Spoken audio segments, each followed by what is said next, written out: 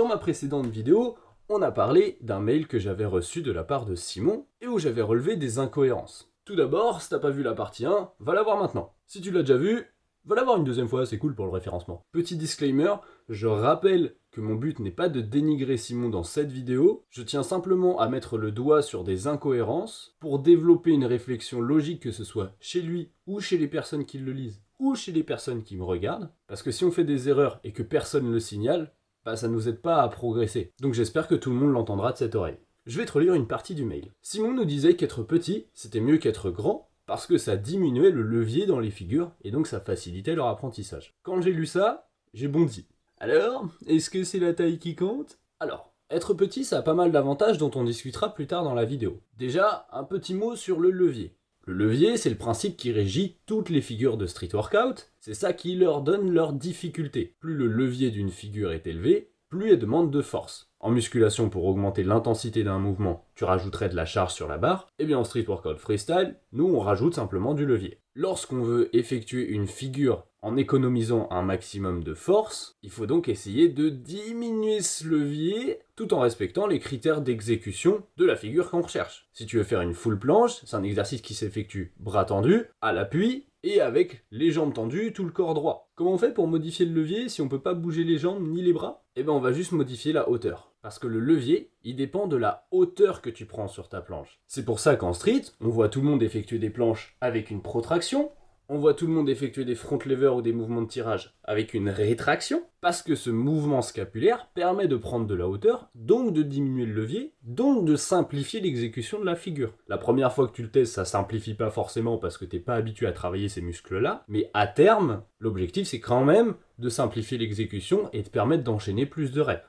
Donc si on en revient à la taille de la personne qui s'exécute, comme le levier dépend de la hauteur que tu as sur un mouvement, en soi, deux personnes de tailles différentes qui sont proportionnées exactement pareilles, leurs proportions entre taille du corps et taille des bras sont les mêmes, dans ces cas-là, il n'y a aucune raison que le bras de levier soit différent. L'angle au niveau de l'épaule reste le même, mais bien évidemment la force qu'il faut produire est fonction du poids de la personne.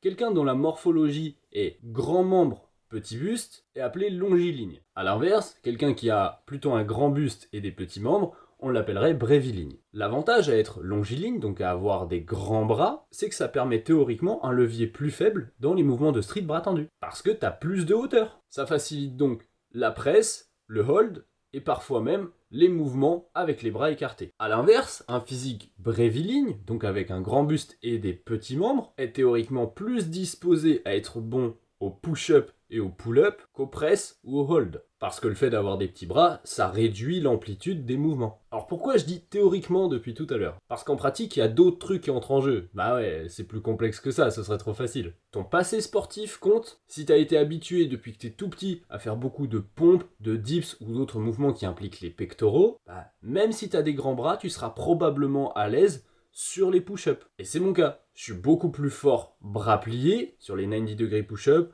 sur les handstand push-up ou encore sur les planches push-up que sur tous les mouvements de presse, bras tendus. Alors que pourtant, j'ai des bras plutôt grands par rapport à la moyenne. Soit dit en passant, si tu veux mesurer la taille de tes bras et estimer si t'es plutôt au-dessus de la moyenne, en dessous ou dedans, faut mesurer ton envergure. Tends les bras au maximum, comme ça, tu mesures l'envergure, tu mesures ta taille. Si ton envergure est plus grande de 5 cm ou plus, on peut qualifier tes bras de grands. Si ton envergure fait 1 à 5 cm de plus que ta taille, dans ces cas-là, t'as les bras de taille moyenne. Et si ton envergure fait à peine ta taille ou moins, dans ces cas-là, tu peux te considérer comme bréviligne. Tu as des petits bras. Le passé sportif, c'est une chose. Il y a aussi les efforts que tu aimes faire. Parce qu'à nouveau, si le truc qui te motive le plus en street, c'est les mouvements bras tendus, bah même si t'as des petits bras, tu vas quand même faire plus de mouvements bras tendus parce que c'est ce que t'aimes le plus. Donc au final, tu vas réussir à compenser. Et peut-être même que le bras plié, ça deviendra une lacune. Ensuite, les insertions et la typologie musculaire que tu possèdes, ça peut encore jouer sur les différents leviers de ton corps humain. J'ai parlé de la typologie musculaire dans d'autres vidéos, mais si je dois revenir sur les insertions, d'un individu à l'autre, le biceps s'attache à peu près au même endroit. Du moins, il s'attache toujours sur le même os. Mais s'il s'attache un petit peu plus loin, le biceps, lui, a un levier vachement plus avantageux. Ce qui signifie qu'il peut produire vachement plus de force, par contre, il est potentiellement moins souple. Donc si tu as des petits bras, mais que tu as un biceps qui s'insère super loin, et ça, à vrai dire, c'est très compliqué de le voir à l'œil nu, faut que tu demandes à quelqu'un d'analyser là où il s'insère, eh bien, tu pourras probablement être très fort dans tous les mouvements qui impliquent